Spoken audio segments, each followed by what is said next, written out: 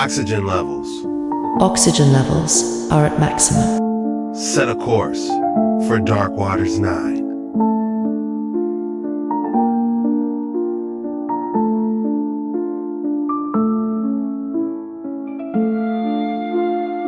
This man warned us in 1997 with 200% accuracy. This is not prophecy, but prediction. If this was predicted 27 years ago, somebody knew something. Okay, here's the list. This is an abbreviated list. I could have made it much longer. You know I can. I didn't. Okay, you ready for the list? Fast mutating viral genetically developed DNA database tracking. DNA chips. Get this one. 1997. Gene-based pharmaceuticals. Transmitting genetic instructions for a process. How about this one? You ready for it? Wait for it. Artificial intelligence to determine gene patterns. 27 years ago, who had heard about AI? Apparently they had. How about this one? Robots for doing genome sequencing. And then, this one blew me away. Using recombinant DNA for making spike proteins. 1997? It gets even worse. Smart homes. They have a whole chapter on smart homes / smart cities. This one will absolutely floor you. It did me. In 1997, and this is, you can do the word search and research yourself. They predicted, not 2025, but by 2020, that people would be working from home virtually. Oh, come on. Devices causing widespread contamination. Nanotech devices. This stuff was never even heard of. Digital currency. And last but certainly not least, programs, I'm sorry, I got to chuckle, because if I don't, I'll cry. By organizations like the World Health Organization for a global has yet to emerge. First printing, February 1997. This is not prophecy, but prediction. You all wanted me to talk about time maps, so let's do it. One night I was called on the telephone and I was told to go to a certain address. I just got in the car and went there.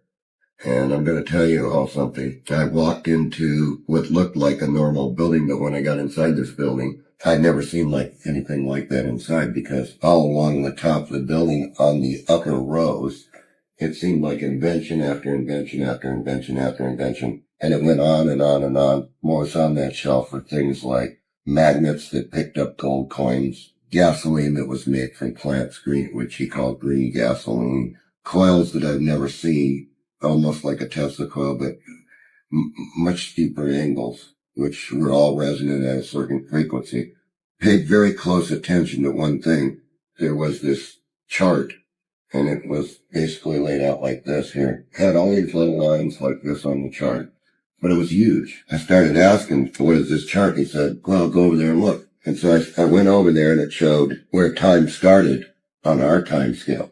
And then it went on and on and on, and it got up into somewhere in here. And 2001 was about here. Because I was in 84, I was back here somewhere. And there were little pictures underneath the chart. And I know that most people are going to find this hard to believe, but all along this chart it said who the presidents were, whether they were assassinated or not assassinated, what the year was going to bring as far as food for the world.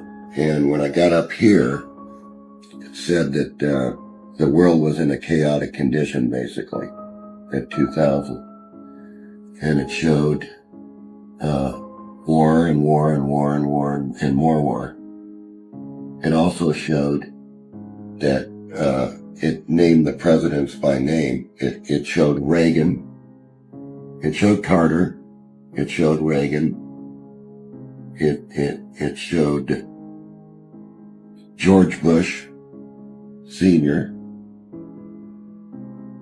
And after that it showed Clinton. It said the Clinton years. It's right in here somewhere. I was back here. How they knew even who the presidents were was a mystery to me. And when I asked him that question, he says, we know. We know who's going to be the president. And right around in here, he said, it showed a little picture and it showed two little towels. And it showed them on fire. But it showed war. It showed war from here on all the way to the end. And it said that time had ended here for us. 2036 or 2034 or something. But it said it ended there, and it ended in disaster. There's nothing went on past that. It's a spiritual war of good against evil, and I just hope that there's enough good in the world that we can rally together to defeat it, because if we don't, these monsters will destroy humanity.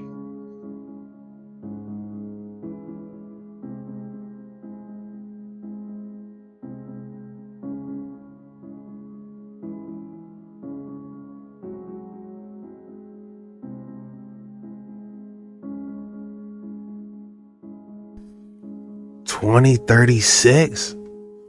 Is he trying to predict the next reset? You know, everyone's screaming Satan's little season. Do you think it might be over then? Is there going to be another reset, or is nothing going to happen at all? Interesting. If you act as if God is within you, your voice changes, your posture changes, you stop asking for permission to live with fire. And when you stop waiting, heaven stops waiting too. This is not a lesson. This is a summons. If you are hearing this now, it is because something in you is ready to rise. You have waited long enough. The silence you feel, the restlessness inside you, it is not confusion. It is a call, a divine order echoing from within, commanding you to stop living like you were forgotten. You were not made to shrink. You were not placed here to drift. You were sent, and the one who sent you does not apologize for power. The man who listens with reverence, who studies this again and again until it becomes his new law, he will not just change. He will become the living proof of purpose, sent with clarity, walking with power, and finishing what heaven began. Now listen. Because the moment you believe this truth, you will no longer walk as a man. You will walk as one who was sent. You have walked long enough pretending to be less than what you were sent to become. You have bowed long enough to fear. You have hesitated long enough in the shadow of doubt. But now the voice of purpose calls to you. And if you will obey what is about to be spoken, not just hear it, but obey it, you will never again be the man you were before this hour. If you act as if God is within you, there is a certain sound that they cannot stand, that they panic and they run away from. And well, like in this spoof science fiction comedy film, you know, Alien Invasions from Mars or whatever it is. Oh, Mars Attacks. Mars Attacks. Yeah. You know, well, there's a lot of truth in that movie. They used yodeling country music as a means. That's funny. Yeah. Right. Yeah. Yeah, so that was I stayed in that apartment. Just while we're on the movie, anything in that's true that? Well, I don't know that movie as well. I know They Live, and in the movie They Live, and in They Live, there is a sound, there is a frequency. I don't know if you remember it towards the end that Roddy Piper goes to, and it's a frequency that's being beamed out, which enables these aliens to look in human form. And when he breaks this frequency, then they're all seen. Yeah, I've noticed since we've changed to digital now, my senses have become extremely heightened, and even when I'm just listening to the TV, or even when you turn the volume down, I hear this sound frequency coming from the television that completely messes with my pineal gland. Now this is important because another member of the base's back room, so to speak, right. The thing is that he had devised a device to encrypt records on CDs so that it wouldn't be able to be copied. Right. But it was a type of acoustic thing as opposed to some kind of digital trademark encryption. Right. And when he played this in the record executive of the board, a number of the board just freaked out because they were reptilian. completely freaked out, I'm sure, Yeah, so there's a particular sound that they cannot stand, yes. Because it alters the holographic projection that they're keeping. And I think it's a misconception that they are actually shape-shifting. Some are, but it's a misconception. Yeah. What they're actually doing is altering your visual cortex to make you think you're seeing them that way. Yes, absolutely, yes. And this is very important as well, because you can that's the truth. They're not actually looking that way. They've just manipulated your mind to think that they are. Sounds there is. I feel like that's why all those ancient bells was ringing, to distort that type of stuff and block it out, even when I'm quiet now. It's like a high-pitched beat, like I don't think we're supposed to hear that. I think we're supposed to hear, birds chirping and stuff. It's not like a high-pitched ringing in your ears. He owns the car now.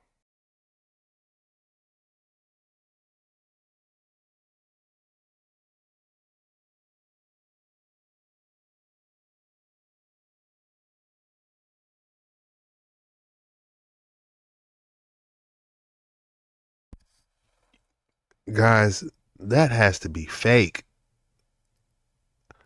That thing is absolutely massive. It is giving me goosebumps. I don't know if you can see that, but that is giving me goosebumps, man. This looks like straight out of a movie, Arachnophobia, doesn't it? And this is the monster bird-eating spider. There's definitely a nest in there. This car. Oh, I see it's on the right side. This must be in Australia. Cause look, the steering wheel is on the right side. Thank goodness this ain't something in America, man. Y'all fighting some demons out there. This has to be Australia. Look how massive that thing is. If this was your vehicle, what would you do? Would you get the shop vac? I don't even think the shop vac would be able to suck this thing in, honestly. That thing is going to get caught at the end. He's just going to see his little legs out there dangling. Ugh. You need a Dillinger or something, man, to get him out of there. The pyramid and the globe represent pure gold of New York, and this is 228 tons of pure gold. Right there. One big 228-ton block of gold. That's quite the feat. 228 tons. Every 1 ton is 2,000 pounds. So if that piece alone weighs 228,000 tons, think of how much gold that is. That's probably enough gold for probably all the gold in the world. And it's just sitting in one block. So then they started turning it into gold bars and turning it into currency and then started to make a price on it and then selling it back to the people. You see how it all connects when you start connecting the dots. Nothing is new. Nothing is new under the sun. It's all been there. It's just people have taken over these things and then started reselling it back. Like here you go, the salt company. And this is the famous salt company of 1893 and how salt began. And what's interesting is when you go through these books and you start looking at all this stuff, you see that everything was like trying to teach the people. Almost like the people were out of place. And they came to this fair so that they could learn about the rest of the world, how to grow food, how to exist, how to, be in the country, what type of jobs there are. Almost like an education camp. That's almost kind of what these world fairs were. They were almost like education camps to teach people what they should be doing. Like, here's exhibits of electricity and how you should use electricity. And then you can buy it from this X, Y, and Z person. Then you have things with horses, you have things with cows, all the types of animals in which you should raise. If you want to be like a person who works with trains, if you want to work with hammers, if you want to work with pottery and agriculture. And this is quite the terracotta. I mean, look at that. I mean, I used to take a pottery class back in 8th grade. I think I took a pottery class, and we just made like bowls and cups, and I made a Garfield cup. It did not look anything like that, that's for sure. We didn't learn that in 8th grade. Those are just absolutely remarkable. But maybe it wasn't an advanced class. Maybe that's why I didn't learn all of those things. And then you see like all these other pictures, which here's now forging, which is interesting. They show like the wrenches. And they also show the canal. I mean, look at that. Speaking of forging, look at this giant chimney looking thing. Like, how do you explain this stuff? Honestly, it's absolutely insane. That was in the California exhibit. So it was like they were teaching or reteaching or educating the people on what they should be doing, you know, on the regular basis. And, you know, here's another one. Chicago 1893, Golden Door of Transportation. I've never seen that building before, that's for sure. And that's the thing, all these buildings, or all these castles, or all these monuments, because that's what they used to be, they all are no longer there. And then as they got rid of them, and got rid of all of the beauty that they created, somebody said there was palm trees on the page before. Palm trees in Chicago. And see, that's something that doesn't make sense too, because, you know, buildings like this don't make sense. This is the... Oh my goodness. Look. It says a Viking ship. Look, they had an actual Viking ship. And it's actually sailing.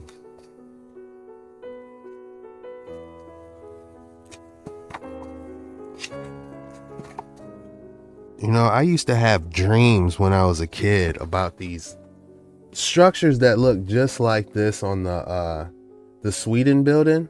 I used to have dreams about these type of buildings, and it just made me feel really good for some reason. Like it was a place I had to see, and I couldn't explain it. I couldn't explain it to anybody, but it was always this castle looking structures, and it just made me feel really good.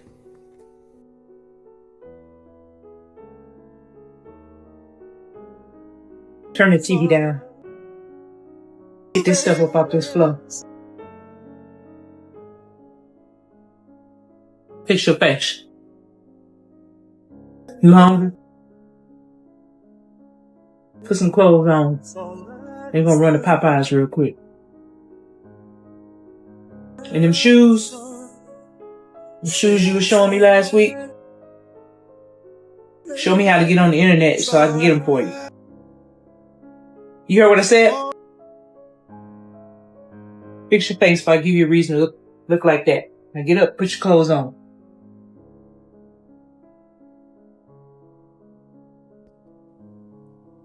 This really ain't funny. To be honest with you, it's not funny. Because some people grew up like that, or they actually living like this. It's kind of sad, man.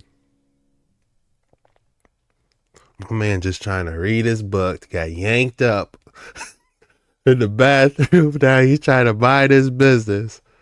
Oh man. You ever played cards before? Look innocent, don't it? I declare war, goldfish.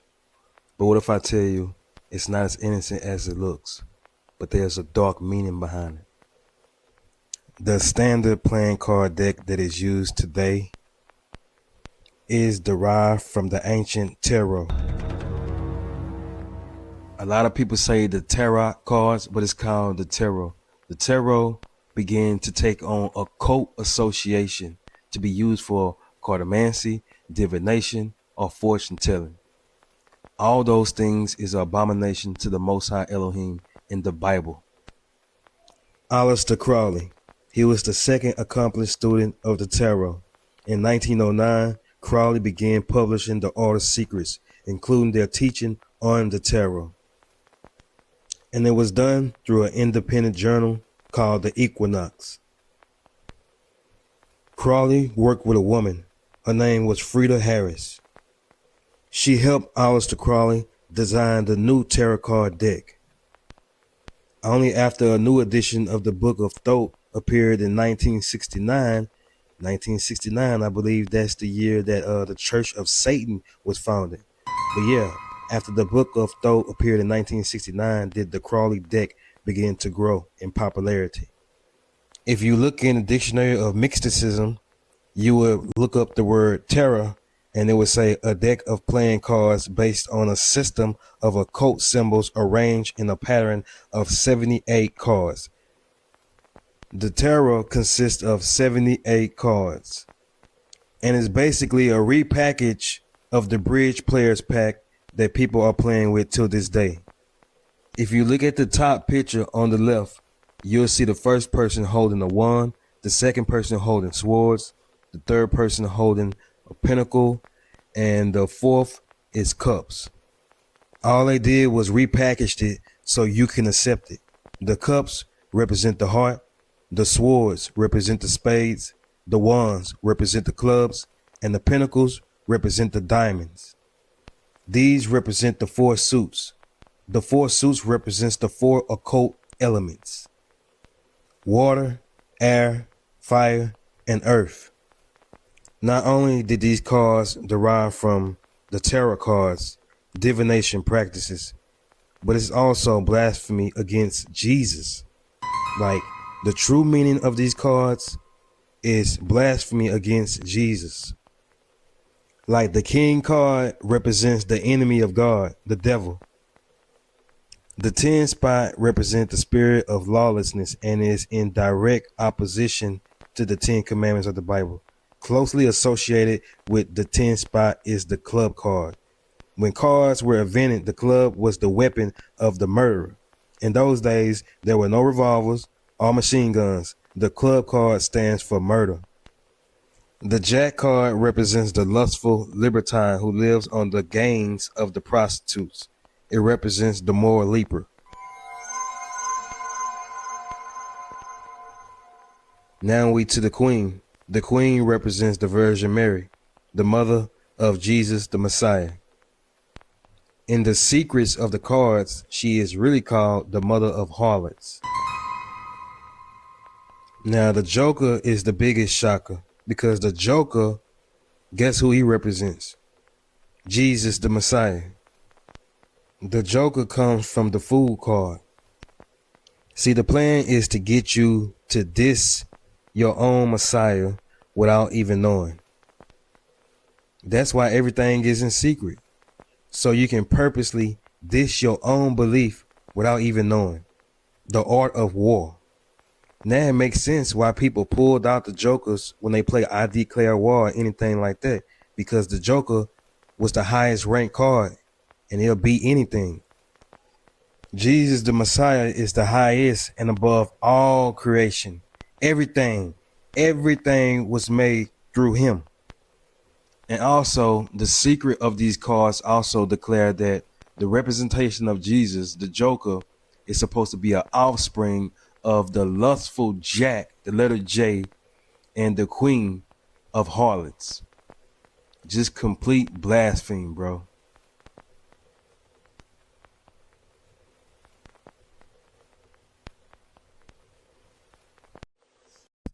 You know, people used to make fun of me. They're like, oh, you don't know how to play spades? No, you ain't really black? No, I don't know how to play spades. None of that stuff really interests me. Playing goldfish, maybe a little bit. I declare war? Yeah, we did that when we were kids, but nowadays, I have zero interest to play cards. Now I want to ask you, do you guys think that was a reach? Or are we just playing dominoes now? If you thought I didn't have another excellent specimen for you today, think again. You know, I really enjoy doing these specimens with you guys. Feast your eyes on this aquamarine as like a blue firework protrudes, like a petrified blue firework protrudes out of this cookies and cream looking ice cream. Guys, let me hear your specimen names in the comments below. You guys come up with some great ones. We need to start going over the best ones, the best names, honestly, because you guys be dropping some fire. But if I had to name this one, I would call it Petrified Firework Inside Cookies and Cream. It's a long one, but hey, that's the best I got. Let me hear your guys' names in the comments below. That's all we have for today's video. I just want to thank you guys for watching the video all the way through. And the code word for today is fall mysteries. Go ahead and drop fall mysteries in the comments below. When you do that, that shows me you're a regular in here. You actually rock with me. You're just not some troll that comes in here and the first thing you ever comment, oh, the piano, I don't like the piano, man. I appreciate all the real ones that make it to the end. I just want to thank you guys for your support, honestly. I'm going to try to go live soon, either tonight or tomorrow. I'm going to try to go live for us, and we're going to dig into all types of mysteries. So be sure you're subscribed and got notifications turned on so you don't miss any lives or any videos. And I just want to thank you guys from the bottom of my heart. I love you. And this was the most mysterious TikToks on the internet today. See you later.